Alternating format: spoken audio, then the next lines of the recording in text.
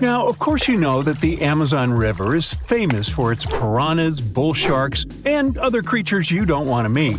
But there are even more dangerous rivers in the world. The deepest of them, the Congo, goes so far down in some sections that even light can't reach there. It's the only major river that crosses the equator twice and carries enough water to fill more than 13 Olympic-sized swimming pools into the Atlantic Ocean every second. Wow! Even the most experienced boaters have trouble passing through all of the river's strong currents, rapids in its upper part, and waterfalls and gorges in the lower section. The Congo currents are so fast and powerful that they even divide animals like mountains and oceans do. There are new species of fish evolving separately on the two banks as they can't reach the other side and breed with each other. One of the most dangerous types of fish living here is the Goliath tigerfish. These monsters, that grow up to 5 feet and travel at the speed of 25 miles per hour, are relatives of piranhas. Their mouths are full of vicious, razor-sharp teeth. Their females lay hundreds of thousands of eggs, and the offspring are predators from birth. You have a good reason to fear the Goliath tigerfish, as they're the only freshwater fish in Africa that have attacked crocodiles and even humans. Okay, not swimming there. There are dense jungles and more hungry wildlife, including snakes and some aggressive hippos, all along the river. Still, it's used as a water highway in Central Africa, so barges traveling on it for weeks are often crowded with up to 2,000 people and capsize every now and then. And if you believe the local folklore, there's one more thing to be afraid of: the one who stops the flow of the rivers, a dinosaur-like beast that is said to live in the Congo River basin. There have been over 100 sightings over the last century, but no one can provide solid evidence the beast is real.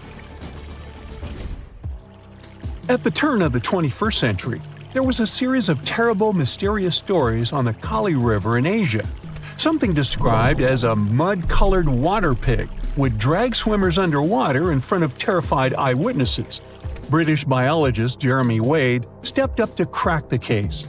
He noticed that all the scary incidents were happening in one specific spot, stretching about 4 miles. Villagers told him this creature was growing big and bad from all the food it got. Wade examined the water with a depth sounder and thought it could have been a whirlpool. Then the monster dragged a domestic water buffalo into the water. The buffaloes are big and heavy, so the creature that attacked it would have to be super strong. Saltwater crocodiles don't go so far inland, and the most common local species of crocodiles don't live in cold waters. There were no bull sharks in the area either. Finally, Wade spotted several goonch catfish underwater. Some of them were human-sized. They couldn't capture these monsters with a regular fishing rod, but a special ceremonial construction did the job.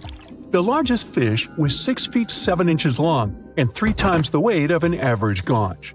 It was large enough to take down a human or a large animal, but Wade mentioned there could be even bigger ones living in the Kali River.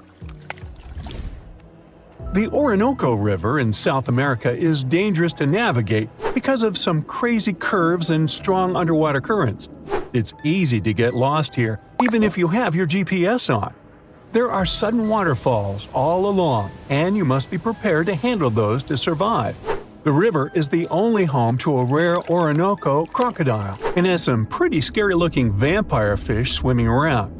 This Piranha fish has sharp, spiky daggers that line their gums and 2 elongated fangs that rise from their lower jaws. Could probably use an orthodontist and some braces, you think? It's a ferocious hunter constantly looking for the next victim, which is going to be a medium or large-sized fish. If a human catches a piranha, it will defend itself, leaving cuts, nips, and bites, but there are no known cases of this cutie taking a human life. Well, that's good. The Yellow River in China received its name after its color, but it wasn't always this yellow. It was first formed at least 30 million years ago and shifted its course over 30 times over the centuries. Yellow sediments moving downstream from a plateau in the distance transformed it from clear to muddy. This fine-grained substance piled up at the bottom of the river and formed natural dams. The huge amounts of water that the river carries need to find their way to the sea, and that's when major floods happened. taking several million lives in various epochs. The locals tried to solve the problem by building higher and higher levees, but it only made things worse. Water coming out of the river would now have nowhere to back up, as the riverbed was higher than the surrounding land. This even shifted the river's mouth. Now there are massive dams and dikes all along the river to try to contain it. The Piranha River is the second longest in Latin America and has many tributaries. They flow in from the highlands near the Andes, and there's a huge drainage in the wet season. This makes the river a perfect home for, guess what, piranhas. There are 30 to 60 species of these scary fish in the piranha waters. In late 2013, they attacked bathers cooling off by the water on a hot day. People started running out of the river as they felt something was biting them in the water. Luckily, no one lost their lives in the accident, but it's still considered one of the most audacious piranha attacks ever recorded. Biologists later determined that the type of piranhas, called palomates, was to blame for this, and humans had probably disturbed their breeding grounds. Well, the piranha also has a strong current that is tricky for boats and swimmers to overcome. Plus, it often floods, which can be dangerous for people living in the surrounding areas. The longest river in the world, the Nile, flows through 11 countries all the way into the Mediterranean Sea. Expeditions have spent centuries looking for its source, and no one still knows for sure where this mighty river begins. Adding to the mystery, the Nile takes an unexpected turn right in the middle of the Sahara. Scientists have figured out the reason is a massive underground rock formation from millions of years ago. The Nile has served as the most important water highway for civilizations through centuries, but it has some pretty dangerous inhabitants, like crocodiles that grow to be 20 feet long, which is slightly more than the height of an average giraffe. These bad guys can reach a speed of 30 miles per hour on land and take the lives of a couple hundred people every year. Hippopotamuses that also live here sometimes go after boats, and venomous snakes like the black mamba and the Egyptian cobra add to the mix. One of the most dangerous creatures on the Nile is the mosquito, as they carry around all sorts of diseases that affect hundreds of thousands of people. The Brahmaputra River in Asia carries waters from the mighty Himalayas. When the snows in the mountains melt, the river floods massively, causing landslides, displacing millions of people, and taking the lives of hundreds of animals in the nearby national parks. Such floods are also common during the monsoon season in India, from June to October, with heavy rains. The course of the Brahmaputra River is changed incredibly over the past 2.5 centuries. Erosion is another danger it's hiding.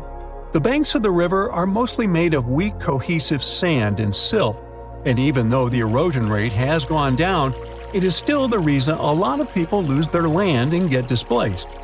The Brahmaputra is one of the few rivers in the world that has a tidal bore. That's a strong tidal wave that pushes up the river against the current where a river empties into an ocean or sea. And there you have it. The legend goes that a dwarf named Fafnir was famous for his strength and courage. Because of his qualities, he was tasked with protecting their kingdom. Dwarves were known to gather a lot of wealth, so a bit of added security was a must. I mean, they lived in a house made from gold and precious gems. But Fafnir also had another special talent. He was able to shapeshift. Tricked by Loki, the Norse spirit of mischief, Fafnir was taken over by his greed and the shine of his father's treasure. He decided he did not want to share any of it, not even with his father or his brothers. He stole it and ran away all by himself to a place he'd be hard to find, the middle of the desert.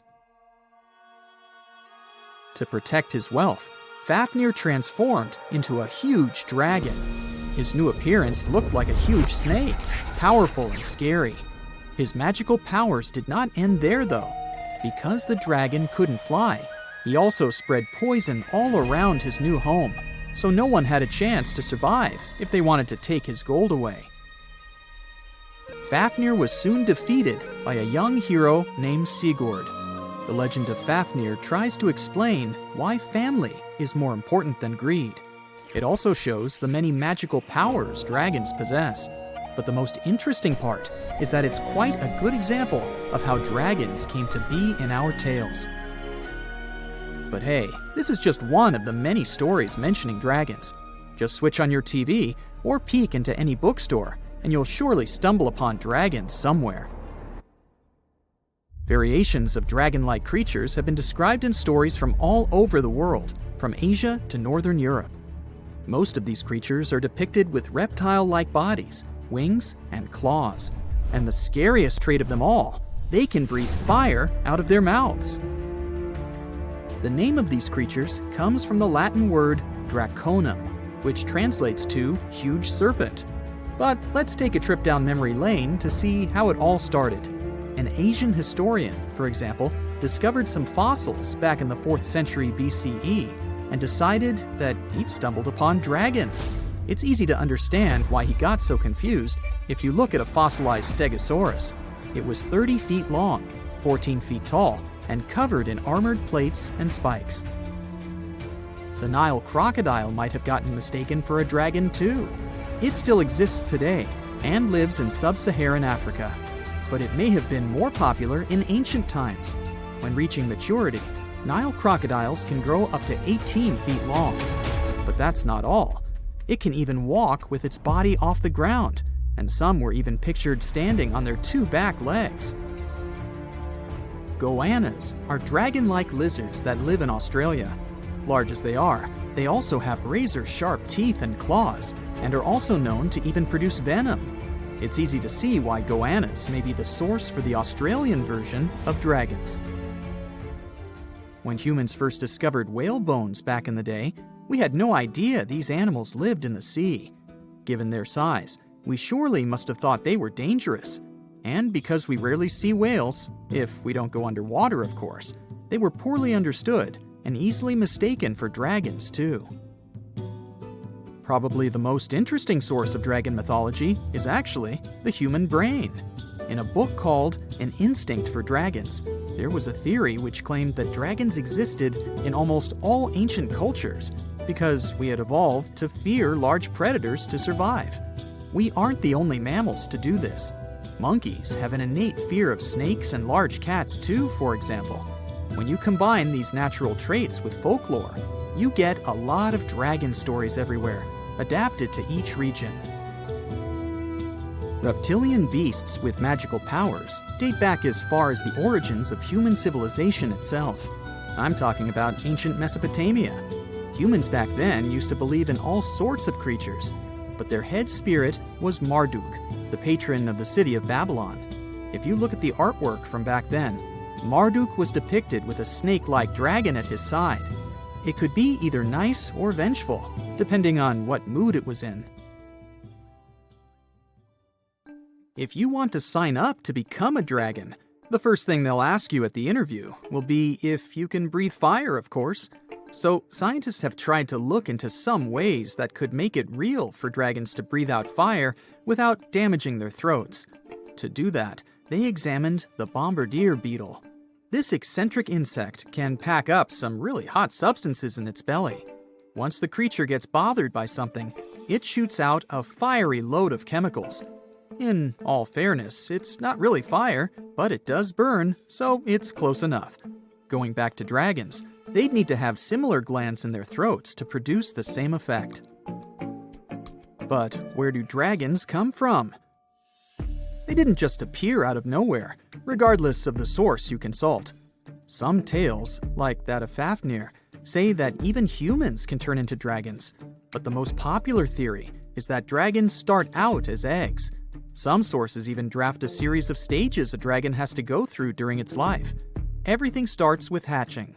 Dragons are said to eat their way out of those shells and break the sides of the egg. Then there's the wormling stage, which is what dragon specialists, or dragonologists if you like, call a newly hatched dragon. It's still small and weak, but don't worry, it can take care of itself pretty well. The rest of a dragon's life stages are pretty self-explanatory. There are grown-up dragons, then ancient ones. A dragon's life ends when it reaches the twilight stage. Some sources claim dragons never stopped growing. Others even say they never reach the end of their lives. They just pass on to another type of spiritual existence. Dragons are known to be the symbol of a lot of different things. But that all depends on their origin. In some regions of Asia, they are known to bring luck, power, and wealth. To become a powerful warrior in Britain, you'd need to first defeat a dragon. That's why you often see them on flags. The flag of Wales, for example, has a large red dragon on a green and white background. Western stories aren't as nice to dragons. They are often seen as evil and vengeful. Another myth associated with dragons is that they love gold and precious stones. This greedy side of their temperament seems to date back to ancient Greece, where dragons were tasked with guarding treasures. Some of these guarding dragons were seen in such tales as The Hobbit and in the Harry Potter series. As for dragons' magical abilities, they also vary a lot. Some were said to have blood with supernatural properties. Some were rumored to be able to speak. Others were famous for their wisdom. A lot of dragons in ancient literature could fly or shapeshift, even into humans. Some real-life creatures got their names thanks to bearing a resemblance to dragons, like the dragonfly that has more than 5,000 subspecies we know about. It got its name from folklore tales, as Europeans in the Middle Ages saw it as an evil insect. Dragonflies were accused of some really nasty things, like biting people's eyes and mouths. But the creature that resembles mythical dragons most is a reptile called the flying dragon. They're seen in wooded areas of Southeast Asia. They don't really have wings per se, but parts of their ribs are elongated to support some extra skin that allows them to leap through the air between trees.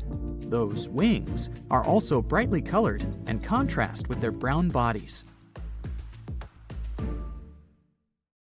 You're strapped in a boat cruising down the Amazon River with the sun scorching hot. As you check out your map, your boat starts rocking back and forth. The water is starting to get more intense, so you hang on for dear life. You tuck your map in your pocket and try to take control of your boat. You strike some jagged rocks and duck low to avoid tree branches. Your boat strikes a large rock out of nowhere and capsizes. You're swimming in the murky green water. While you're trying your best to get ashore, your boat gets washed away. Underneath the water lies a whole new world of bizarre and dangerous animals. Kangaroo fish are snake-like creatures that can grow up to 16 inches long. Arapimus can weigh more than an adult male and are taller than most basketball players. They're the biggest freshwater fish in South America. They have a hybrid gill system that forces them to pop up to the surface every 5 to 15 minutes to breathe in oxygen for their large swim bladder. You swim out of the raging water and dry yourself off. Oh no, your map is completely soaked. There's no way you can get to your destination without it. You venture into the thick rainforest, shoving the branches and leaves away. As you get deeper, you notice something on a tree. It's barely moving, but it's got sharp claws and a raggedy coat. It stretches its arm to another branch and tries to pull itself up, ever so slowly. Sloths sleep more than half their days and only head down from trees once a week. They're so motionless, they sometimes grow algae and moss on their fur. The rainforest gets denser with each step until there's barely any sunlight illuminating the path in front of you. You notice a figure following you. With every branch you step on, you can hear a faint sound right next to you creeping around. You start walking a bit faster, and the sound catches up with you. You make it out of the dense part and tread along a narrow path until you reach a cliff. You can't walk normally here, so you pin against the wall and walk sideways to cross the hills. You slowly move across with the river 30 feet below you. You move your right foot, and some rocks fall into the river. You keep going and misstep. You're about to fall, but you hold on to a large tree branch and pull yourself up. You notice a couple of colorful, poison frogs inches away from your fingers. Touching any of these frogs can be extremely dangerous and harmful, despite their amazing color patterns. The golden poison frog is one of the most poisonous animals in the world. One of them hops right next to you, so you let go of the branch and fall back in the river. The river is washing you down until you reach a calm current. Underneath you is a swarm of piranhas swimming with their sharp teeth. The red color on their skin is unmistakable, so you swim off like an Olympic athlete. Piranhas will eat anything that gets in their way, no matter the size. You grip onto a log and climb up a small rock to catch your breath. There's a huge electric eel underneath the rock. Despite their name, they're more related to catfish than eels. They use their powerful 600 volts of electricity to defend themselves and catch food. You're stuck, unless you're like the common basilisk that can run on the water like a jet ski. These incredible lizards have special webbing on their toes and can run the distance of a basketball court. You hop on a bunch of rocks until you reach the land. You continue walking along the riverbank until you come across a moving rock. You rub your eyes and see it moving again. It's a dinosaur-looking turtle that resembles a crocodile with armor. The mata is a freshwater turtle that disguises itself with its surroundings to catch prey. Their heads stretch longer than their bodies. You shimmy your way past it and continue. You head back into the rainforest and find a spot to rest. Wait, there are giant ants everywhere. They're the biggest ants in the world and can produce one of the most painful stings out there, even comparable to a wasp's sting. You immediately get up and find another place to rest. As you continue walking along, you notice the same feeling of something following you. You can hear some leaves rustling, but it's getting dark and there's no way of telling. You find a nice little spot to build a campfire and catch some Z's. But in the Amazon, everything is a threat. Except for those cute capybaras wandering around. They live in groups next to water sources. They're also the biggest rodents in the world. You don't need to worry about them if you're stuck in the middle of the Amazon rainforest. Suddenly, you feel something slithering up next to you. You look down and see a massive green anaconda just about to constrict you. They are the heaviest snakes in the world and can grow up to 20 feet long and have a huge appetite. You get up and sprint your way out of there. All right, you found a decent cave to crash in. It's daytime again, and you're still alive. You continue walking along the rainforest. You were able to find some breakfast to boost your energy for the rest of the day. You spot something on a tree that looks like a branch, but it's actually a potu, a master of disguise that can spend days motionless on broken tree branches. These bizarre birds use those branches as their permanent home, where they lay their eggs and chill all day. You continue your way through the rainforest and see a Brazilian wandering spider crawling on a tree branch right in front of you. 8 of these species can be found in the Amazon area. They are some of the most aggressive and venomous spiders out there. So, you make a big detour and walk away from it. You feel someone walking next to you again, but you still can't figure out what it is. You see a steep cliff with a waterfall hitting a large lake ahead of you. Looks peaceful, until you see a team of black caimans gathering around the shore. They're the biggest predators in the whole Amazon ecosystem and feed on anything that moves. It's a good thing you're on high ground, otherwise, whoa! You slip and fall down the river, right on the deep end. So far, no caiman spotted you. You swim underwater and try to get to the opposite end of where the reptiles are. As you climb out and dry yourself off, you notice some large black spots on you. You try pulling them off, but they've latched on pretty hard. The Amazon giant leech finds its target by tracking movement and shadow. Once they attach themselves to the skin, it's extremely difficult to extract them. The best way to do so is to slide your finger next to its mouth and pull it off slowly. Ugh. You manage to get them off your body and see that the caimans are swimming towards you. You're pinned to the wall with the lake of hungry reptiles approaching. Suddenly, a pink dolphin jumps out of the water and splashes all over them. They can grow larger than humans and are the celebrities of the Amazon. Scientists think they get their color from the blood capillaries on their skin. The Amazon even has bull sharks swimming around. These carnivorous giant fish are threatening to humans and can swim in both saltwater and freshwater. These sharks prey on anything within their reach, including other sharks. The dolphin distracted the caimans, so you climb up the cliff and try to find the best way to escape. Opened jaws waiting for you to fall into the pit are right below you. You're lucky enough to escape to the top, but as your arms pull you up, the first thing that you see is a jaguar looking straight at you. It's the creature that's been following you this whole time. You get up while it starts circling you, timing its strike. You know that you can't take on a jaguar, nor can you outrun it, so you grab a large tree branch from the ground to defend yourself. It jumps at you, but you duck down in time. The jaguar lands in the water far away from the caiman crocs. It's a good thing these large kitties are excellent swimmers. You pick yourself up and continue. And to your surprise, you find your boat again. You fix it up and sail your way out of the Amazon. Whew! Psst, run! Really, it's not safe out there. There's a saber-toothed tiger lurking around. You better be careful. What are you doing? Don't peek. Okay, just one little peek. How's this possible, you ask? That's because you're in virtual reality, of course. These cool but very dangerous-looking big cats were alive during the last ice age. What if they decided to show up at your doorstep out of nowhere? Knock knock, a saber-toothed tiger is waiting for you to buy its cookies. Meanwhile, the coelacanth, this massive-looking fish, comes from a lineage that's been around for over 300 million years. We thought they didn't exist anymore until 1938, that is, when a live coelacanth was found again. Since then, they've been roaming the waters of the east coast of Africa and the waters of Sulawesi, Indonesia. Man, I wouldn't want to go for a swim and meet one of these fellas face to face. Their jaw has an intercranial joint, which means their mouth opens up by a lot. This is so they can eat large prey, like me. Not good. They're huge, too. Imagine a fish that's as long as you're tall and weighing as much as an average human.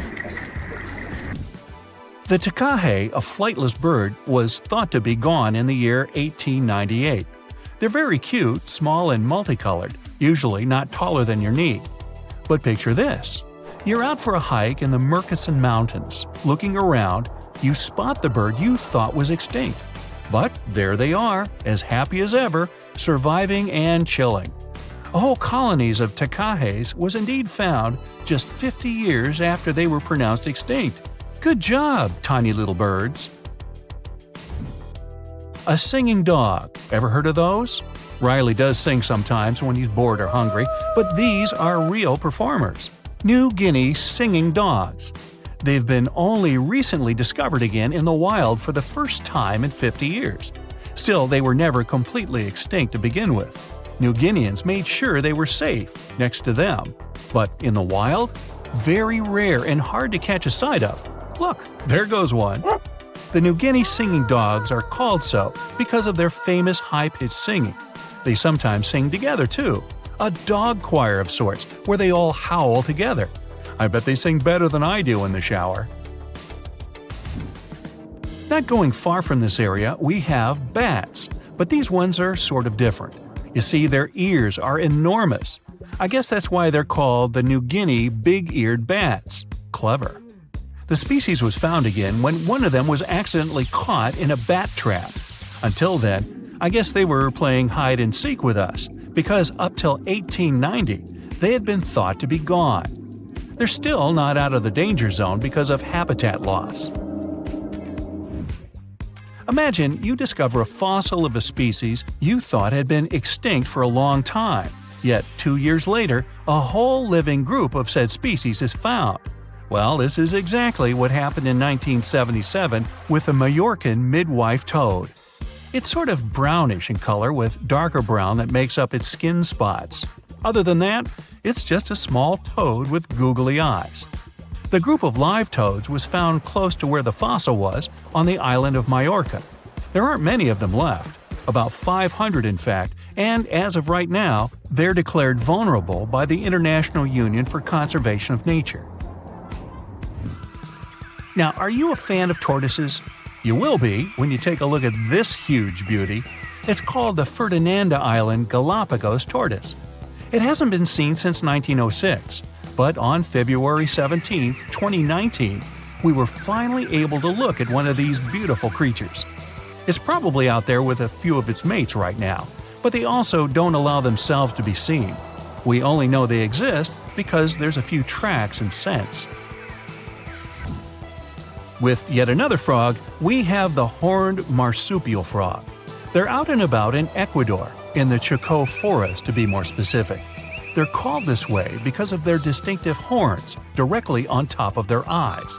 You know the pouch kangaroos use to carry their offspring?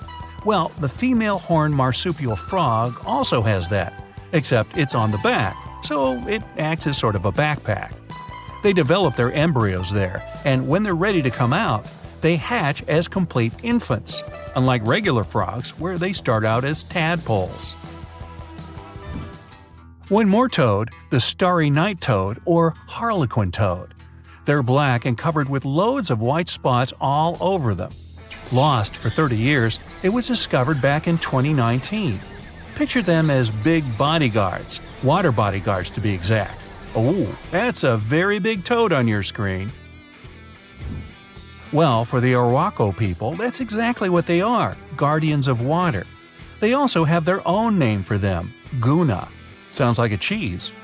When scientists found them yet again, they came across 30 of these little creatures, but initially, they were expecting only one. Well, what a nice surprise. Here's a tiger for you, although it doesn't quite look like your typical tiger. It's called the Tasmanian tiger, and it seemingly disappeared since 1936. But then, out of nowhere, people started seeing them out there in the wild just 5 years ago in 2016. They sort of resemble dogs more than tigers, or a fox maybe. Just take a look at its muzzle. Maybe even a mix of both. Then, a few others started popping up too. And if you happen to think you're seeing one right in front of you, but you're not quite sure, check if they've got stripes on their back. They're definitely out there, but still technically marked as extinct by the IUCN. Okay, picture a horse that looks straight out of a movie scene. Tiny, gorgeous fur, very well behaved. It's tiny, but it's not a pony. It's a Caspian horse. They have an interesting backstory to them. They were discovered by Louise Leyland, who got married to an aristocrat in 1957. Having moved to Tehran, Iran, she didn't quite like how the horses behaved there, so she took matters into her own hands. She took a few people with her, and off they went to the Caspian Sea mountain. And in there, they found 3 of these beautiful tiny little horses. Now, that's how the story goes. Coming up next, a possum that was found in an unexpected place. Guess where? You have 3 options to pick from: hiding in a ski resort, in the Australian outback, or in someone's apartment in the bathroom. Which one do you choose? You have 3 seconds. The right answer is a ski resort. Yes, this possum is called the mountain pygmy possum, and it's originating from Australia. So far, there are 3 different living populations of this tiny possum, but it was believed to be extinct until just 1966. There are fewer than 100 of them, so the IUCN has marked them as critically endangered. Also from Australia is the night parrot, an absolute delight to birdwatchers. Very beautiful, yet mysterious. These little fellas live in very remote areas. You can probably count on the fingers of your hand how many times these birds have been seen since they were found again in 1979. That's how rare they are. Have you ever seen a pygmy tarsier? Neither have I. It was only in 2008 that 3 of them were caught. Scientists don't really want to lose track of their movements again, so what they did was gift them with tiny little collars. This way they can live their life as happy as ever and will know they're safe. The last one I want to tell you about is the tree lobster, but as the name might mistakenly tell you, they're not really lobsters. They're just big black bugs with huge legs. Their extinction story is a sad one. In 1920, a cargo ship got stuck on Lord Howe Island, and it had rats aboard. These rats fled the ship and ran straight to land. Even though tree lobsters are bigger than most insects, they're still relatively small compared to rats. The poor things never stood a chance. Still, in 2004, life shone again for these distinct critters. A pair of Australian scientists were out and about on the island and came across 24 of them. All of them were living beneath one single shrub. Hey, if there's enough space for everyone, it's not small, it's cozy. Bottom line, it's better to be distinct than extinct. Don't you agree? You're going to Ilha de Queimada Grande, one of the most dangerous islands in the world. There, you find yourself among rainforests, huge rocks, and grasslands. The place is home to birds, locusts, and giant cockroaches. But there's one more animal, and because of it, the island got its notorious reputation. Snakes live there, and a lot of them. So many that the place is also known as Snake Island. Will you survive there? Located just 20 miles away from the coast of Brazil, the island has an area of 43 hectares, or over 100 acres.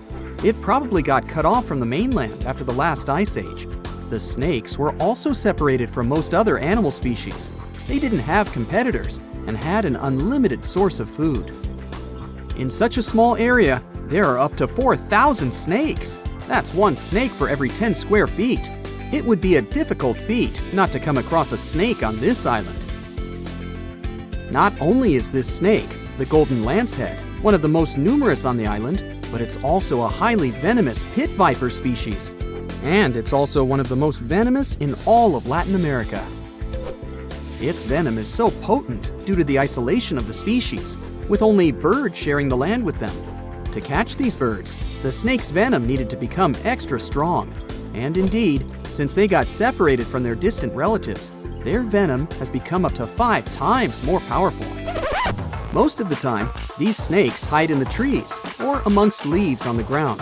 If you find yourself stranded here, you'll want to keep yourself a safe distance away. Snakes mainly use their sense of smell and rely on vibrations. If you get too close to one, either stand still or slowly walk away. If you make too many vibrations, this will make them feel threatened, causing them to strike. If you spot them a safe distance away, or if you're walking toward tall grass, stamp your feet a couple of times. This will notify snakes of your presence.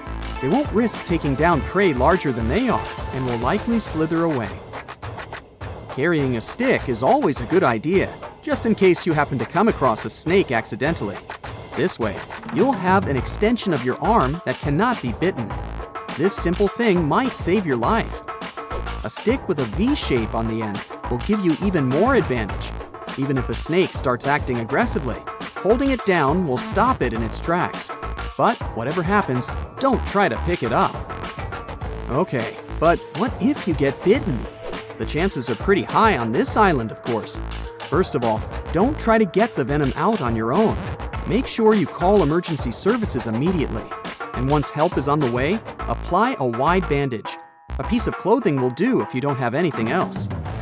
Don't try to chase the snake trying to identify the species. Emergency services know how to figure out what venom it is. Now, just keep calm and wait for help. You might be wondering who you can call on this abandoned island. Well, since it's strictly prohibited to visit this place, there are signs advising to stay away all over the island, along with a number you can call if you run into trouble. Let's say you've successfully avoided getting bitten. The next thing to consider is what you can eat there. Snake Island was previously known as Ilha de Queimada Grande, where Queimada is Portuguese for forest being lit up, or forest fire. The reason for that was the fact that the entire island was deliberately set on fire to make room for a banana plantation. Unfortunately, the banana business didn't turn out to be a success, probably because farmers got sick and tired of snakes. But some banana trees still thrive today, and they can provide you with some much-needed nutrients. You'll also want some protein in your diet throughout your stay. Luckily, along with the snakes trapped on the island, there are also cockroaches. These giant prehistoric-looking roaches come out at night to feed on plants. Get that barbecue started and enjoy the rare delicacy this island provides. A great way to survive on the island is to avoid it altogether. If by chance you happen to be sailing past, keep in mind that this place was once connected to the mainland. Rocks beneath the waves are very likely to damage the bottom of your boat if you get too close. Make sure you keep an appropriate distance when traveling past. Sure, this island is intriguing, but please remember that no matter how close you get to it, you won't be able to see snakes from the boat. You can only see these creatures if you get close enough, which you really shouldn't do. And it's not only reptiles that make this location dangerous. Pirates visit the island quite often.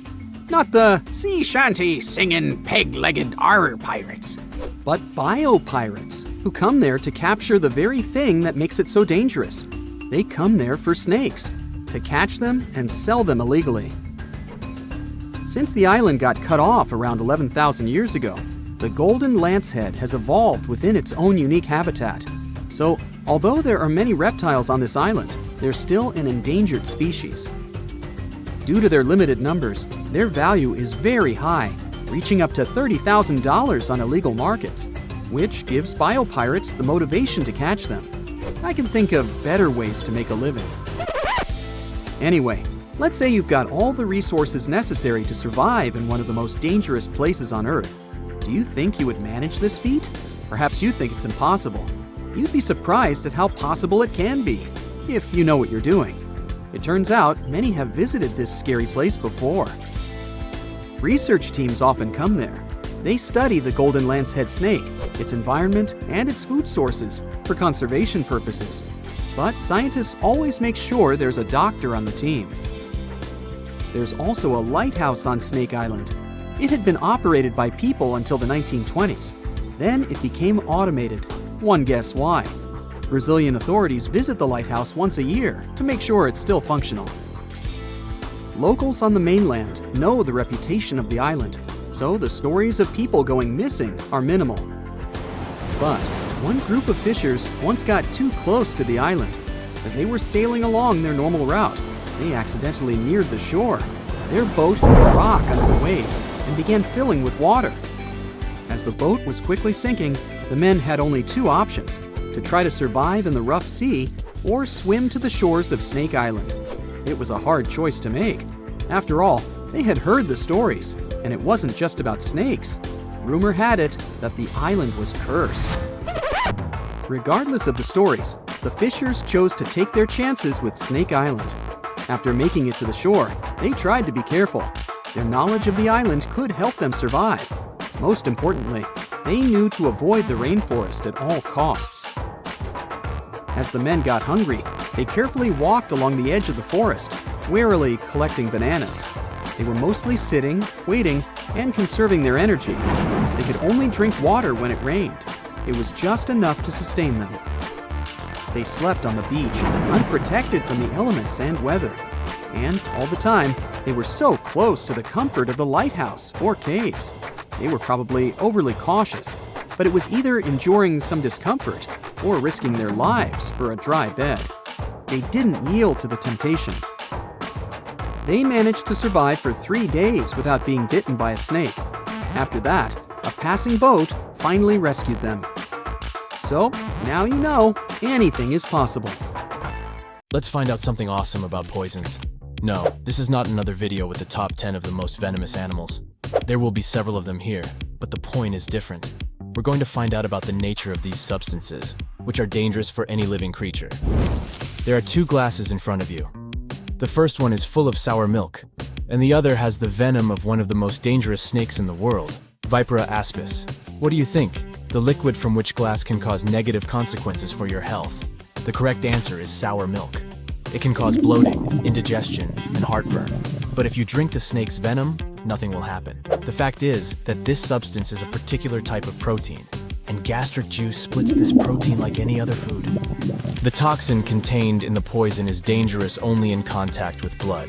Therefore, if you have a wound in your mouth or stomach, then you'll have problems.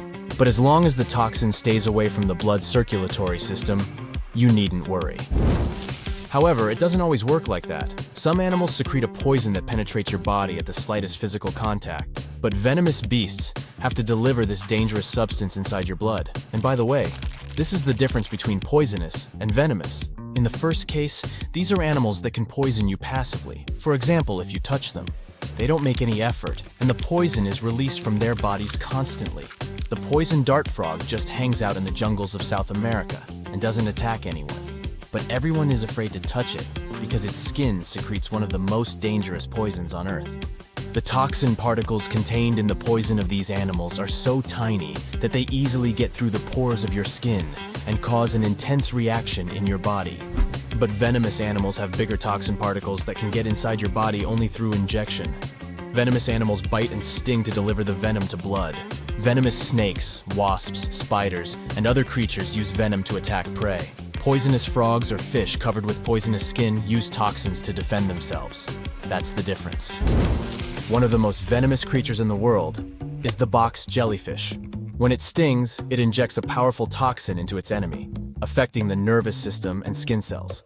They are dangerous not only for sea creatures, but also for people. The toxin acts quickly and can lead to serious health problems within minutes. One of the most poisonous creatures in the world besides the poison dart frog is the puffer fish. Yeah, that famous Japanese delicacy. Many have probably heard that if the cook prepares this fish incorrectly, it can be poisonous even after heat treatment. This fish's toxin is 1,000 times more potent than cyanide. The amount of poison inside one puffer fish contains enough toxin to seriously harm several dozen people. When the fish feels danger, it swallows a lot of air along with water and increases in size. In this state, its needles, which contain the toxin, become even more dangerous. So never touch this fish if you see it in the sea. There's the third type of use of venom. It's called intraspecific competition.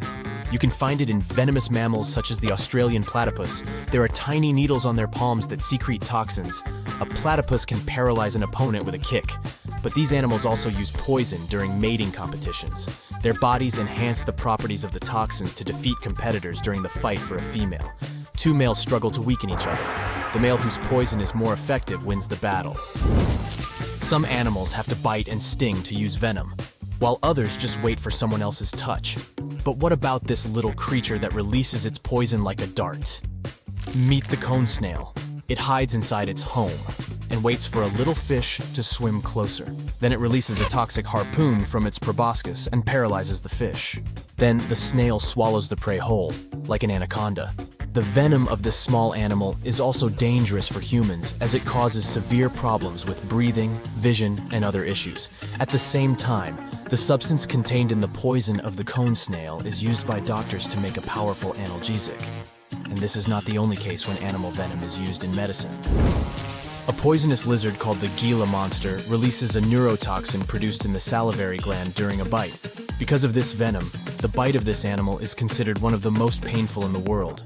People who were attacked by the Gila monster said that they had experienced a feeling as if hot lava was flowing through their veins. However, such a terrible poison can be useful for humans. Scientists have discovered a hormone in it that can effectively treat diabetes. Some poisons cause muscle paralysis, others can create breathing problems, and others raise blood pressure.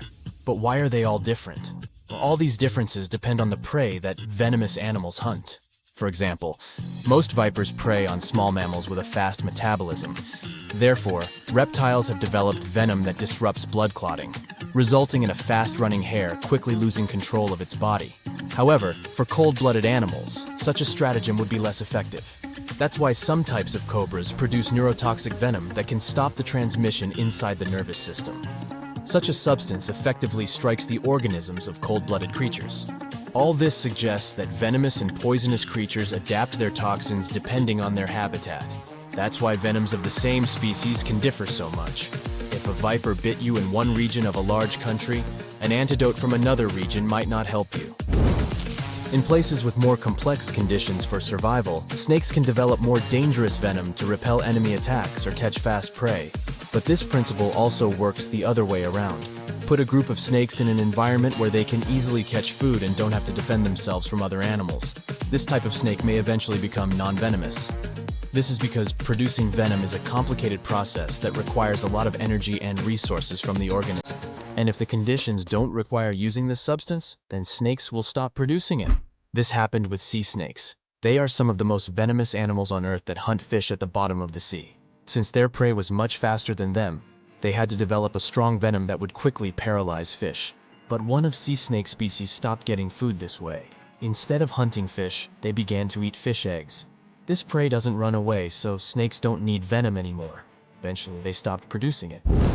How many animals on the planet do you think are poisonous and venomous? According to scientists' calculations, about 15 to 20%.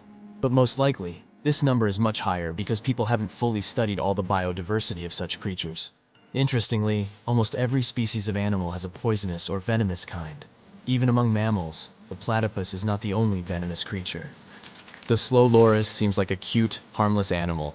Still, this primate from Southeast Asia secretes venom from its teeth during a bite. Also, some species of shrews produce venom in the same way to paralyze their prey, and vampire bats are the only poisonous flying mammals in the whole world. Okay, we have a large number of poisonous and venomous animals today, but what about the past? Many scientists believe that millions of years ago, venomous dinosaurs walked the earth. Some studies have confirmed this hypothesis. The venomous glands and tissues of these formidable reptiles haven't survived to our times. But in the teeth of some dinosaurs, scientists found small gaps that modern venomous snakes and lizards have. It's possible that prehistoric monsters also used these holes to secrete venom through them. Endless hot deserts seem lifeless at first glance. But among these sands, you can meet dangerous and sometimes creepy creatures. Some of them can only cause health problems, but some can stay in your memory forever. Let's get to know them, starting with dangerous ones and finishing with real nightmares. So, you're walking through a desert and see a big teddy bear with open hands. You understand that it's probably a mirage, but still, you come closer. You were right. It's not a plush toy, but a giant cactus. There's something strange about it. Thanks to some strange fluff, the branches resemble the arms of a teddy bear. However, this is not fluff, but thousands of thin needles, and they are the reason you shouldn't come closer. The cactus is called the jumping cholla, or teddy bear cholla. It grows in the desert areas of Arizona and in the northern part of Mexico. Don't worry, this cactus won't attack you, but it will cling to your skin or clothes if you touch it. Such a fur coat protects the cactus from animals, creates shade, and saves it from heat. The lateral branches are the most important parts of the plant as they carry out photosynthesis and accumulate a large amount of moisture inside. So, despite all the danger, the cactus can be helpful for desert wanderers. And the danger here is needles. If you look closer at them, you will see they have the shape of hooks. One touch, and hundreds of thorns are already in your finger. It's pretty difficult to get rid of them, and the needles cause unpleasant, painful sensations. But the coolest thing about this cactus is the way it reproduces. The plant clones itself in a new place. When animals and people pass the jumping cholla and touch it, the cactus gives them a small piece of itself, along with the needles. As soon as you throw this piece to the ground, it takes root and starts growing. The degree of danger is rising. The next monster from the desert is running toward us, and that is an ostrich.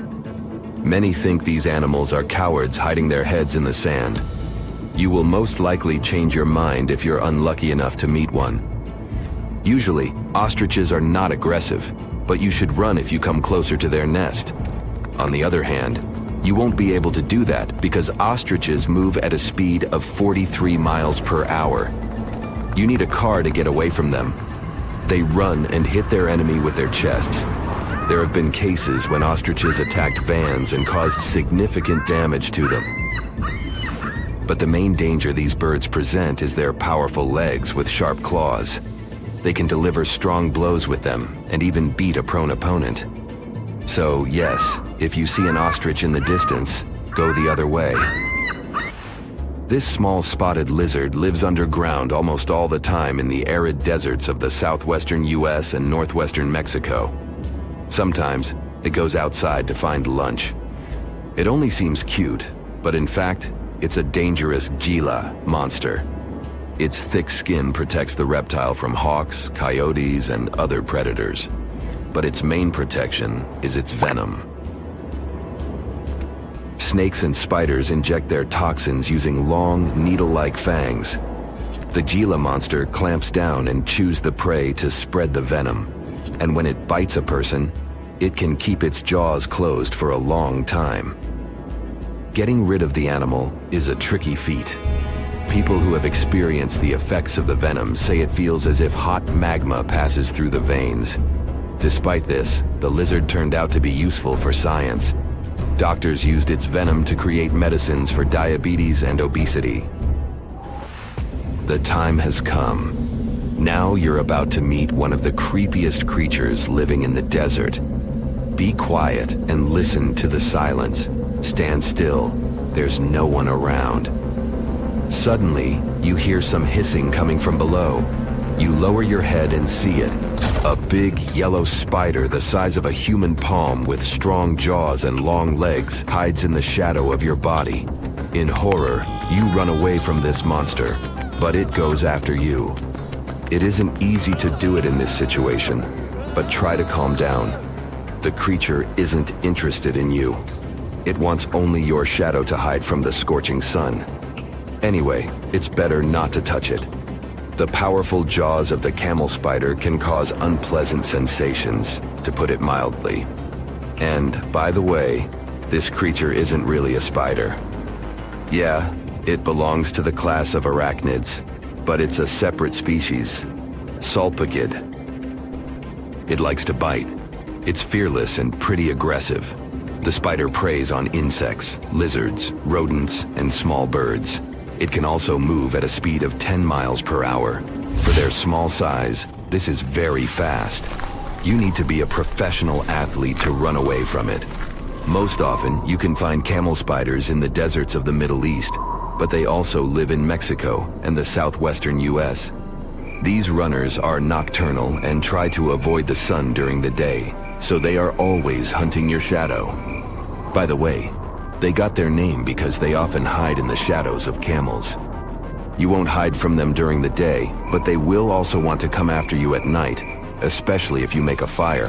Sulpugids always run to the light in the hope of eating something. Some species of these spiders make a hissing sound to scare their enemies away. Now, let's calm down for a second and leave the hot desert. We're going into the humid tropics of Tanzania. Under tree bark, fallen leaves, and in dark caves, you can meet one of the most terrifying creatures on Earth, a tailless whip scorpion. Imagine a big scorpion without a tail, with a flat body that looks like it has been pressed by something. It's similar to spiders, but has no venom glands and can't spin a web. This monster is silent and fast, but the scariest thing is its 2 front claws, twice as long as the creature itself. Any prey it catches will never escape. Life in a dark cave has spoiled its eyesight, so the whip scorpion tries to avoid sunlight. During molting, it climbs up to the ceiling and slowly comes out of its old skin. Imagine directing your flashlight there and seeing small cocoons out of which pale spiders with excessively long legs crawl. If you really meet it, be calm and slowly go away as far as possible. Be careful. The flat scorpion can crawl under your clothes in a second and bite you in the stomach. And that's not the worst part. Okay, this is a joke. This pretty guy is one of the shyest and most harmless creatures among spiders and scorpions. It's afraid of you and will never attack. Many consider it beautiful and keep whip scorpions in glass terrariums. If you want such a pet, carefully watch it so that it doesn't run away from its house. If it happens, it will be pretty challenging to catch it again. In a matter of moments, it can get under your bed or go through gaps in the floor. Then it'll go to your neighbor's apartment through a ventilation system and scare people there. Okay, how about one more scorpion? It's not as creepy as the other creatures in this video, but it's the most venomous scorpion in the USA. This is the Arizona bark scorpion. The problem is that you can see it in the desert, in your home, or in the yard. These dangerous venomous beasts crawl into rooms and often sting people. One time is enough to cause pain, similar to a bee sting, but someone with an allergy may experience paralysis, breathing problems, and other health issues. A mega drought might hit Australia soon, And this isn't just about a couple of dry seasons. We're talking about 20 years of little or no rain. While Australia could be facing the longest and most devastating drought since official records began, the rest of the world might struggle to buy bread, flour, or cereals. Energy prices are likely to spike globally, and neighboring countries like New Zealand, Indonesia, and Malaysia must be prepared to receive Australians directly affected by the lack of water.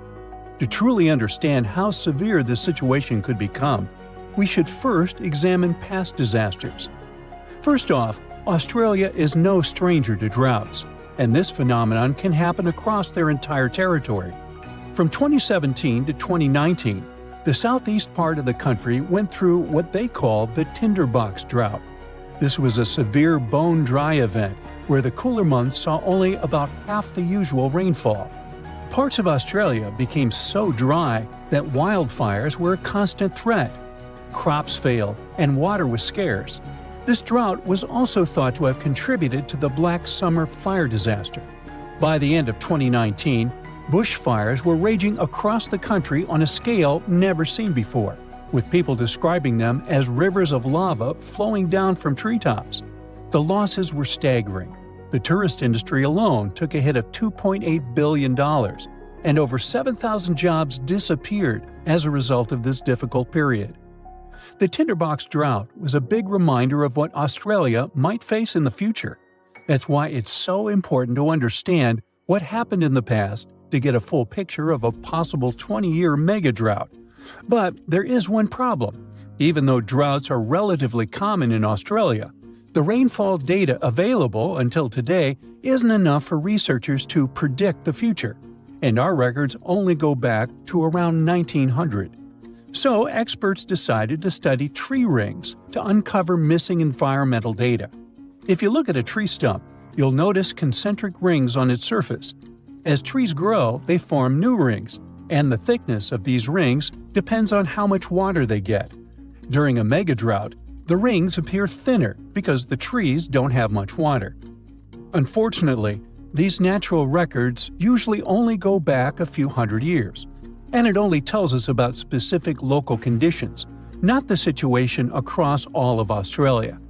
So, experts turn to computer models to simulate how Earth's climate changed from the year 850 to 2000. This approach helped them to paint a picture of when megadroughts might have occurred in Australia and how to predict what might happen in the future. But what they were really interested in was whether the human factor might be making this scenario worse over the years and if we are somehow intensifying these dry periods. So, are we to blame for these megadroughts? The short answer is, we're not sure yet. On one hand, dry periods in Australia do seem to last longer than they did before factories and machines became common. On the other hand, they don't seem to be getting more intense or happening more often than before industrial times. This means a drought lasting 20 years might not be directly linked to human activities. Actually, this kind of phenomenon is just a normal part of how rainfall changes in Australia over time. This is backed up by evidence from ice cores, which suggests that a 39-year drought hit eastern Australia around 800 years ago. What makes it all so fascinating is that there isn't just one cause for this phenomenon. I mean, there is no single mechanism that explains all cases of megadroughts. It happens because the right combination of ocean and atmospheric conditions come together, and you end up with a drought. And just by random chance, you might have periods where there are 100-year-long droughts. Despite what many people think, megadroughts are not geographically isolated. They have occurred on every continent except Antarctica over the past 2,000 years, and are often linked to natural events. For instance, megadroughts in North America and Southwest South America were driven by El Niño, where the Pacific Ocean near the equator gets warmer than usual, disturbing normal weather patterns. They are not rare events either. In fact, the U.S. Southwest has been experiencing a megadrought since 2000. It's being considered the driest period in 1,200 years for the region. Major reservoirs like Lake Mead and Lake Powell are at low levels. Heat waves are hitting cities like Phoenix and Las Vegas harder than ever. and wildfires are happening more frequently as the land gets drier. Now, let's think about the future. Even though we have a very recent and concrete example from the US, research can't exactly predict how a 20-year megadrought would play out in Australia. Usually, such events show up mainly as reduced rainfall and snowfall. But in most areas, the increase in drought risk will be caused by a warmer, more arid atmosphere. So the ground will probably look parched and cracked, rivers and lakes will likely shrink, and the sky will be relentlessly clear and blue, with barely a cloud in sight. Farmers might struggle to grow crops, making grocery prices rise worldwide. Things like bread, flour, and cereals may become scarcer, as Australia supplies about 13% of global wheat exports. Coal mines might be affected, as they depend on water for extraction, washing, and processing. That might drive up power costs for industries around the world, which could be passed on to consumers, impacting global growth and inflation. As cities might face water shortages, Australians will likely find new ways to conserve every drop or maybe move to New Zealand or Southeast Asia. Now, you're probably thinking, when is this big event going to happen? Honestly, it's really hard to predict exactly. Megadroughts can happen every 150 to 1,000 years, but experts think Australia should be ready for one to happen in the next 10 years or so. And this possibly should be taken seriously. This phenomenon has been known to contribute to the collapse of entire civilizations. Take the Akkadians of Mesopotamia, who built the world's first empire more than 4,000 years ago. Studies of moisture at the ruins of Akkadian cities suggest that they experienced a massive drought lasting 300 years, and this may have led to their collapse. A similar thing happened to the Assyrian Empire, which existed over 2,700 years ago, in what is now northern Iraq. For years, it was a real mystery why they left their capital of Nineveh and never returned. But recent studies of a stalagmite in the Cunaba cave revealed that the rise and fall of the empire coincided with a wet period followed by a 125-year-long mega-drought. Because they were very dependent on seasonal rain for agriculture, this dry period made their life much harder. Even though experts now believe they probably left because of the dryness, the question of where they went is still a mystery. So, yep, mega-droughts may have played a role in the collapse of great civilizations in the past. But on the positive side, we've come a long way since then, and recent climate technologies can help us prepare for events like this. Now that we know a 20-year mega-drought is very much possible and might happen soon, Australia has some time to get ready for it. Developing strong water management plans to mitigate the severe impacts of a mega-drought is more than necessary, and it's also important to create community support networks to provide emotional and financial support to people, particularly farmers, who are more affected directly by this event. If initiatives like these emerge in the coming years, those 20 years of drought could be less intense than most people might expect. Australia used to have its own giants. Those were huge animals that could have dwarfed anything living on this continent these days. Scientists found the remains of many of those ancient creatures in the Narracuta Caves in South Australia, 4 hours away from Adelaide. It's a lovely region, but it can be treacherous. Watch out for holes the ground is pocked with. Known as pitfall traps, many of them are no wider than a coffee table. They're deep and plunge into the darkest of caverns. One of such caverns is called Victoria Fossil Cave, and it's a treasury that's been hiding the bones of around 45,000 animals for centuries. Some of the oldest bones belong to creatures far more terrifying than any animal you can encounter today.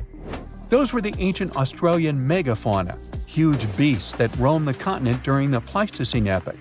During those, there were giant snakes, huge flightless birds, wombat-like creatures the size of a rhinoceros, and many others. One of the largest examples of the Australian megafauna scientists have discovered so far is the Diprotodon.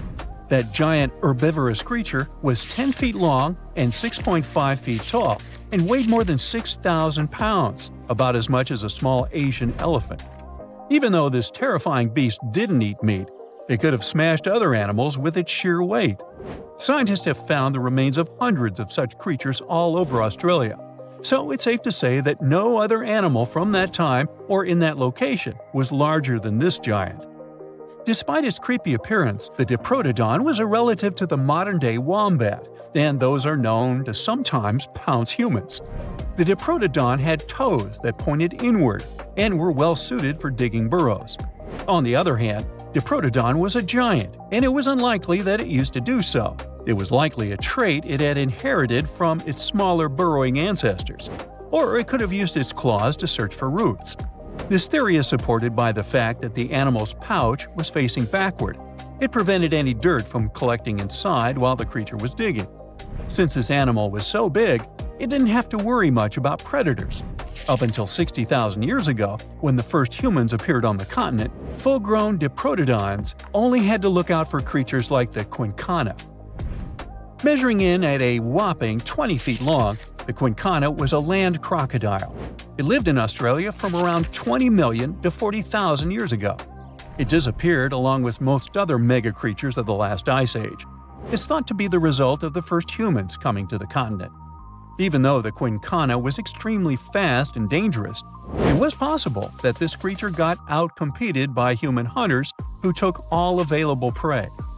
Unlike modern crocodiles that are mainly aquatic, that mighty beast was a land dweller. Scientists figured it out by studying the quincana's legs. They were able to support and carry the body clear off the ground. It means there was no escape for ancient people once the quincana spotted them. Modern crocodiles can only push themselves along on their bellies. Such an adaptation allowed the quincana to chase its prey for long periods of time, exhausting it in the process. Another creepy feature of this ancient monster was its teeth. Aquatic crocs have conical teeth. Those are great for gripping and holding on to prey underwater. But quincana had knife-like teeth, ideal for slicing soft-bodied animals like, mammals. Another Australian monster, Thylacoleo, wasn't all that large, but it didn't make it any less terrifying. It was still among the top predators and the biggest carnivorous animals in Australia. This creature was a true oddity of nature, even by prehistoric standards. First, its teeth resembled not those of a regular predator, but those of a rodent. Its front incisors were enlarged, taking the place of canines. Premolars were also shaped like blades. They were used for cutting flesh and bone. At first, scientists thought that Thylacoleo used those teeth to eat nuts and fruits. But later, a study showed that the use of such teeth was better suited on necks and spines. The jaws of this ancient creature were immensely powerful. A 220-pound Thylacoleo had a bite force similar to that of a present-day 550-pound lion. It means that the animal could easily bring down prey much larger than itself. Then there was Thylacoleo's tail. It had strong muscles which provided the animal with the ability to use the tail as support when tackling large prey. The Thylacoleo had retractable claws, and this feature is very uncommon among marsupials. It allowed the animal to keep its razor-sharp hooks from getting blunt and could help it get a better grip on its prey. Scientists are quite sure that, like today's leopards, the Thylacoleo could climb trees and jump on other animals from above. It was done so fast and stealthily they never knew what hit them. The creature's rear feet support this theory. The first toe there was reduced, but the foot had a rough pad like what modern-day possums have.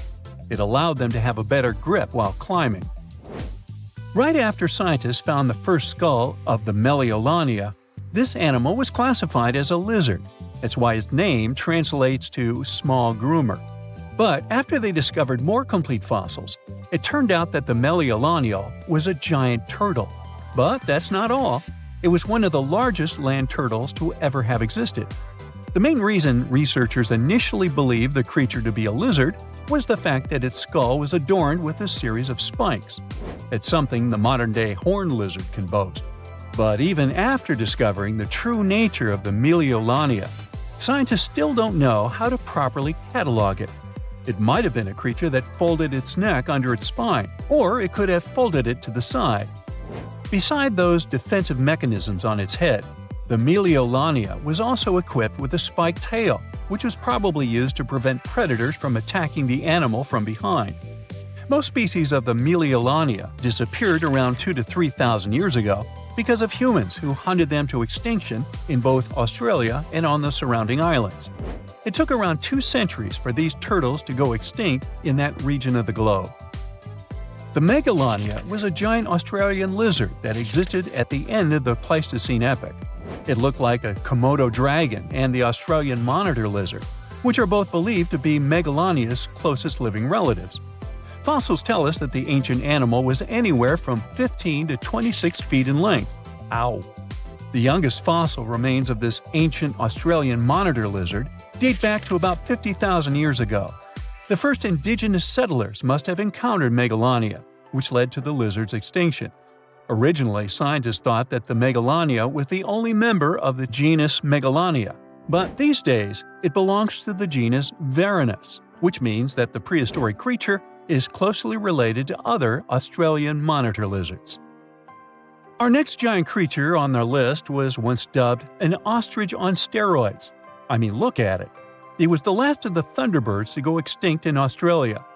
The Genyornis lived on the continent at the same time as early humans. They might have coexisted for 15,000 years or so before the huge bird eventually disappeared. This theory has some proof. The bird's fossils found along with human artifacts. Some cave paintings also depict flightless birds similar to the Genyornis in size and shape. Although it wasn't the largest bird in Australia, the goose-like creature was still as tall as a grown-up man and weighed around 550 pounds. Even a modern-day ostrich can be dangerous if it feels threatened. Imagine meeting its giant prehistoric relative. Scientists are still arguing about its diet. Many believe the creature was an herbivore, but there's still a chance that the Genyornis was a partial scavenger. Its small, stubby wings and powerful hoof-like legs hint that the bird could have been a plant eater. But its huge beak and exceptionally deep lower jaw evoke suspicion. Such features are highly unusual in birds. So if you see a rainbow, that means you're in for some good luck. But if you see a deep-sea fish, this means that something tragic is about to happen. Let's have a look at ancient lores and what they might mean IRL. In August 2020, people started out their day just like any other in California. It was sunny, so they decided to soak in the sun at the beach. They were snorkeling and kayaking when one of them spotted something out of the ordinary – a doomsday fish. The creature was 12 feet long.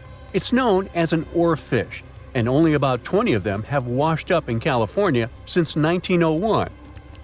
Oarfishes live in obscure parts of the ocean, but why are they linked to doomsday?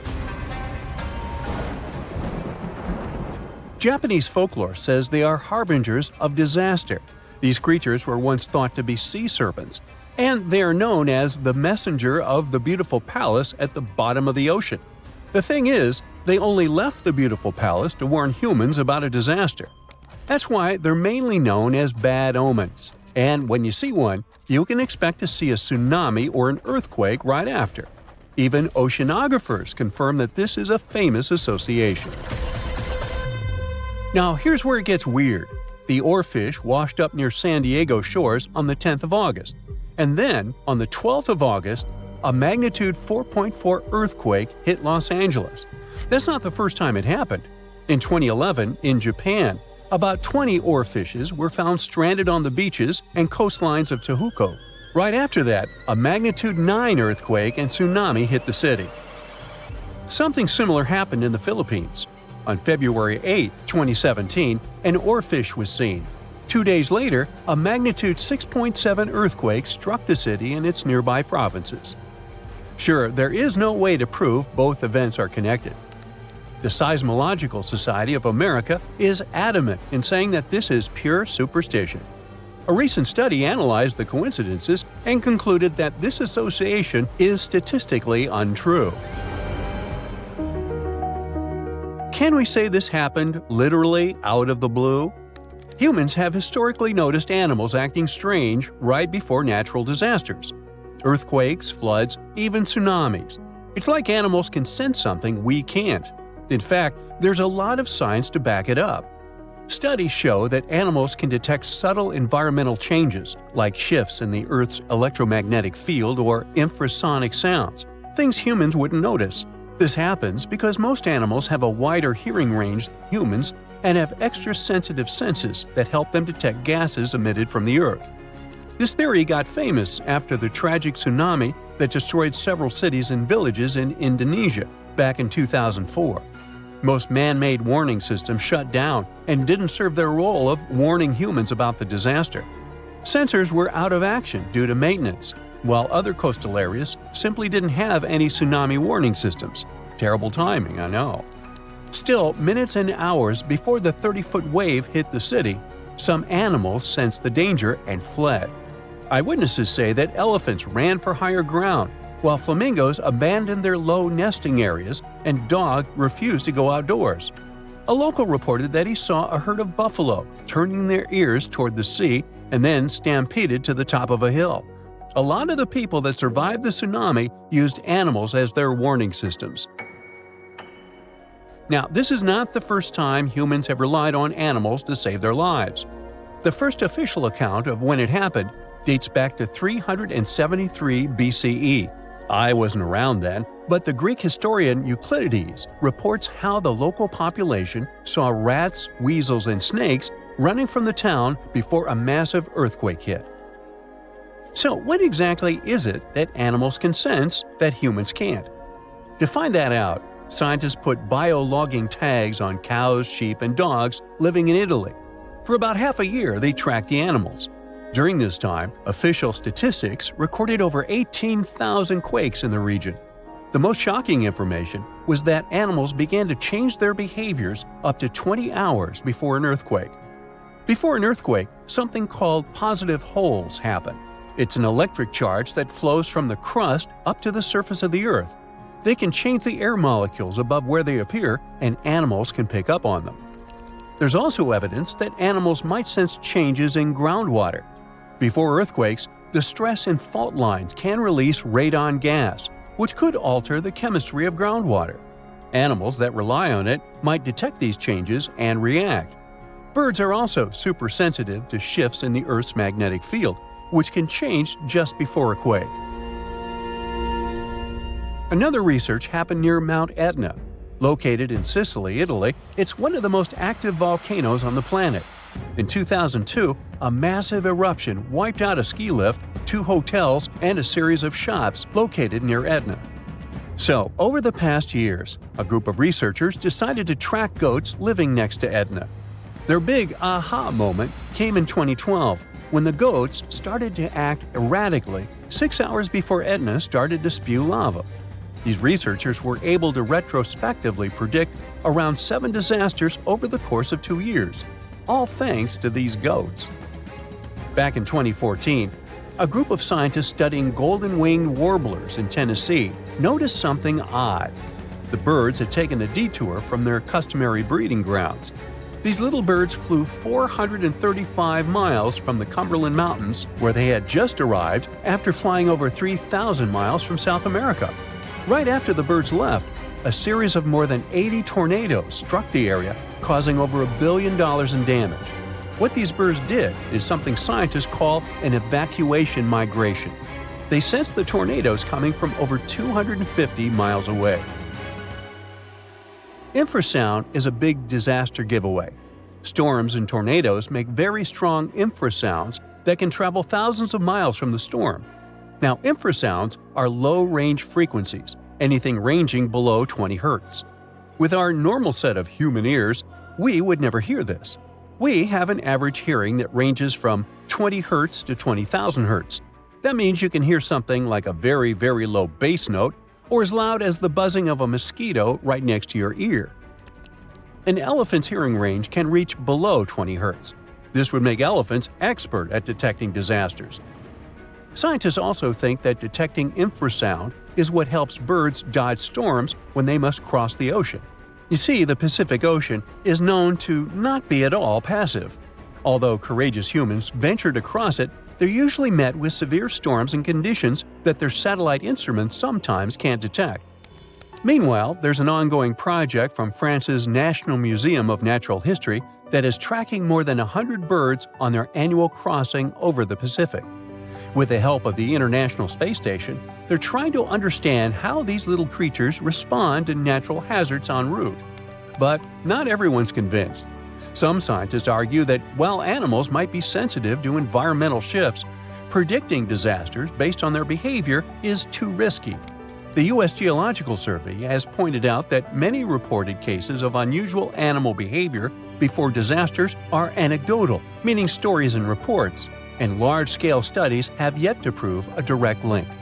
Although humans don't have these super capabilities of predicting disasters, we have some things that might help us. Notice this. The next time you're in a place where lightning is going to hit, your hair will give a sign. If it stands on end, this means that lightning is aimed toward your beautiful person and is about to hit you. So run, find shelter, get inside a house. That's the best you can do in a situation like this. A word of warning, when you're in Australia, never stick your finger into these holes. They might be home to burrowing spiders. Some species have a bite powerful enough to pierce nails. It feels similar to a hammer on your finger because of the venom. So always give your boots and outdoor clothes a quick check to be safe. Animals sometimes make homes or look for food in them, especially bandicoots. Silk-lined burrows in shady spots might belong to funnel web spiders. The silk works as a trip line to alert the spider inside about what's happening outside. Look for shiny dark brown to black spiders with finger-like spinnerets at the end of their abdomen. Then you'll find them. Males have a hefty mating spur sticking out of the middle of their second pair of legs. When these spiders feel threatened, they make aggressive moves, rearing up and showing off their startling fangs. These spiders, which belong to the Aranida order, are known for their funnel-shaped webs that widen at the entrance. They patiently wait in the narrow funnel for prey to touch the web, then swiftly capture it. In Australia, large brown spiders frighten people due to their venomous bites. They are infamous for causing people to lose their lives in southern and eastern Australia, particularly in the Sydney area since the 1920s. Quick access to the antidote after a bite is crucial in preventing severe consequences. The next spider is one of the world's most dangerous venomous spiders.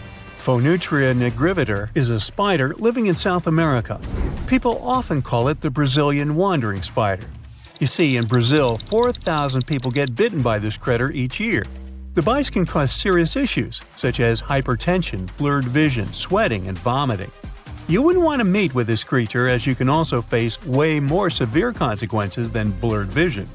In some situations, its kiss can take a life. Apart from messing with humans, this spider has a diverse menu, including crickets, katydids, and even larger options like tree frogs, lizards, and bats. Operating under the cover of darkness, these creatures are the most active during the night. They ambush their prey instead of relying on webs. In the daytime, they seek refuge beneath logs or in narrow crevices. They love to be around banana trees, but can be found in urban areas and inside homes too. If you spot them one day, be prepared. This creature's body is covered with thick brown hair and is not that small. In 2013, a London family had to leave their home due to an infestation of Brazilian wandering spiders. The trouble began when an egg sac, hidden in a bunch of bananas, made its way to their local grocery store. No one noticed. When the family bought the bananas, the egg sac broke open. Potentially lethal spiders spread around the house. Over 2,500 people visit poison control centers annually in the U.S. Black widows are spiders with the signature hourglass mark on their bellies. Well, let's talk about their bite. These creatures have a bad reputation because their venom is supposedly 15 times stronger than what rattlesnakes pack. When they bite humans, the bite causes muscle aches and nausea. The venom can even mess with breathing by paralyzing the diaphragm. Despite these cases, most people who get bitten don't end up with serious issues unless they're elderly or very young. These sneaky creatures don't pick just one spot to hang out. You can find them in wood piles, burrows, or among plants that act as scaffolding for their webs. Black widows are especially dangerous for other insects and their mates. After a not-so-romantic mating dance, ladies sometimes go all Hannibal Lecter on their mates. These spiders are architects too, spinning massive webs where females stash a cocoon loaded with hundreds of eggs. Baby spiders move out once they hatch, but the web stays put. Those webs are also traps. Different kinds of prey later join the black widow's spooky snack collection. Yellow sac spiders range in size from approximately 0.12 to 0.6 inches and construct silken tubes under stones, in leaves, or in grass. They're found across the United States and southward toward Mexico and South America. They are venomous to humans and, unfortunately, are commonly spotted indoors. The venom of the yellow sac spider contains cytotoxin. This is a substance that can damage or impair cell function. Reactions like redness and swelling at the bite site are common. Yellow sac spiders are not known for their calm nature either. For instance, a female yellow sac spider may bite when protecting her eggs. These spiders usually come in different light colors. They can be a hassle for people in more than one way. Your car can be in danger too. On rare occasions, they may even set up nests in car engines. Moving on to wolf spiders. They're part of a large and widespread group found worldwide. They're named this way for their wolf-like hunting behavior of chasing and pouncing on prey. Around 125 species exist in North America, and approximately 50 live in Europe. These spiders are typically dark brown, with long, broad, hairy bodies and sturdy elongated legs. Like me. Just kidding. They're super speedy. While they usually create silk-lined tubular nests in the ground, some may conceal the entrance with debris. Others build turret-like structures. A few species also spin webs. Wolf spiders may bite in self-defense. They are venomous, but their bites are not considered dangerous. Some people who are allergic to spider bites may experience nausea, dizziness, and an elevated heart rate. The bite of the spider's large fangs is similar to a bee sting, so it can cause a physical wound at the bite site, and the venom may cause itchiness. The combination of their powerful bite, rapid movements, and startling appearance can be quite unsettling. Beware of the redback spider, a close relative of the notorious black widow. It used to live in Australia, yet it has managed to spread its web across New Zealand, Belgium, and Japan through grape exports. The distinctive red stripes or hourglass marks on their black backs are more noticeable in females. Disturb a female, and you'll see how she can defend her eggs. You're likely to get bitten. These spiders can sneak into shoes or clothing, lurking against the victim's skin while they're dressing. Both male and female redbacks have a venomous bite. Their venom is a cocktail of neurotoxins. It can cause sweating, rapid heartbeat, and swollen lymph nodes. The redback has control over the venom dose, so symptoms vary based on how much is injected.